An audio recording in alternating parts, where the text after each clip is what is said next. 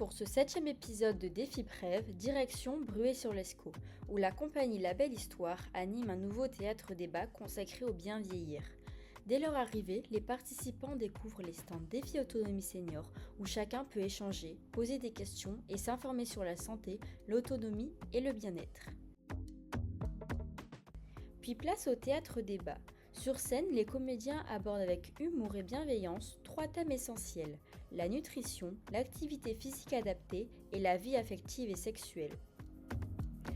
Après la représentation, le débat s'ouvre. Les échanges sont riches, spontanés et pleins d'émotions. Un moment fort, humain et inspirant qui rappelle qu'à tout âge, bien vieillir, c'est continuer à apprendre, à rire et à partager. Je suis Julien Lejeune, je suis le directeur du CCS de Bruay-sur-l'Escaut. En fait, Défi Autonomie Senior, ça fait un peu plus d'1 an maintenant qu'on est en partenariat. Il y a des ateliers qui sont proposés pour les personnes âgées. Défi Autonomie Senior est aussi présent à nos forums, on en a organisé un il n'y a pas longtemps. Et c'est vrai que du coup, comme les relations sont bonnes et le partenariat marche bien, on en profite pour cette action. Ce projet, ça va permettre d'aborder des sujets auxquels ils ont du mal à des fois répondre. Là, le théâtre permet à ce que ce soit abordé de façon inhabituelle. Du coup, le débat ensuite va leur permettre aussi d'avoir une bonne base de réflexion et éventuellement se retrouver dans certaines questions même des autres. Ça permettra un échange et par la suite de poursuivre aussi ces échanges et pourquoi pas des ateliers en correspondance avec leurs souhaits.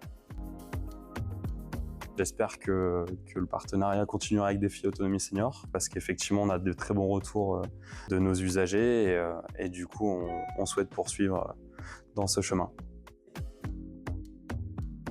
Bonjour, je m'appelle Margie Legrand, je suis aide à domicile, j'ai 61 ans et je serai en retraite dans 2 ans. Déjà la curiosité, parce que j'aime bien découvrir toujours de nouvelles choses. Et puis l'échange avec d'autres personnes, voir la pièce de théâtre. Le théâtre, j'aime bien. Alors, je suis Laurence Vitran et je suis thérapeute de couple, sexologue clinicienne à Valenciennes et à Tournai. C'est important de parler de cette thématique parce que c'est quand même encore quelque chose qui reste tabou. On n'en parle pas facilement, ça semble une évidence quand on est jeune. À partir d'une certaine période, c'est comme si le désir devait s'arrêter, comme s'il y avait un terme. Et on parle de sexualité, tout de suite on le connote à quelque chose de rapport sexuel. Du coup, chez les personnes, tout ça va induire quand même quelque chose de plus compliqué. Voilà, je vais dire que c'était parfait, hein. La troupe était vraiment fabuleuse. Les questionnements ont été amenés, donc personnellement, j'ai trouvé ça vraiment enrichissant et chouette. Un conseil, je dirais la tendresse. Comme dit la chanson, on peut vivre sans richesse, mais la tendresse, que ce soit de notre naissance jusqu'à la fin de notre vie, cette notion de tendresse, c'est quelque chose qui est vraiment vital. Bonjour, je m'appelle Mickaël Étoin, je suis enseignant en activité physique adaptée. Je suis partenaire avec Défi Autonomie Senior sur des thématiques en activité physique adaptée, en prévention des chutes. Déjà, ça va prévenir les maladies chroniques. C'est un outil de prévention extraordinaire. L'activité physique permet de bien vieillir, de maintenir son capital santé, prévenir aussi la fonte musculaire, les problèmes ostéo-articulaires. C'est l'investissement quand même du public dans des activités physiques.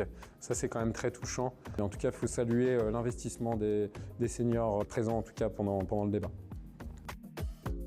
Ce qui pourrait être intéressant, c'est d'être le plus fluide possible dans ses mouvements, pas travailler trop en force. Je suis Emmanuelle Danguy, je suis chargée de projet chez Défi Autonomie Senior, en charge du déploiement d'actions en prévention santé sur le département du Nord. Alors l'objectif principal de ce théâtre débat, c'est de sensibiliser les participants aux questions de prévention santé. Donc le théâtre en fait permet de mettre en scène des situations du quotidien dans lesquelles les spectateurs peuvent facilement se reconnaître et ensuite le débat qui suit la représentation crée un espace d'échange où chacun peut s'exprimer.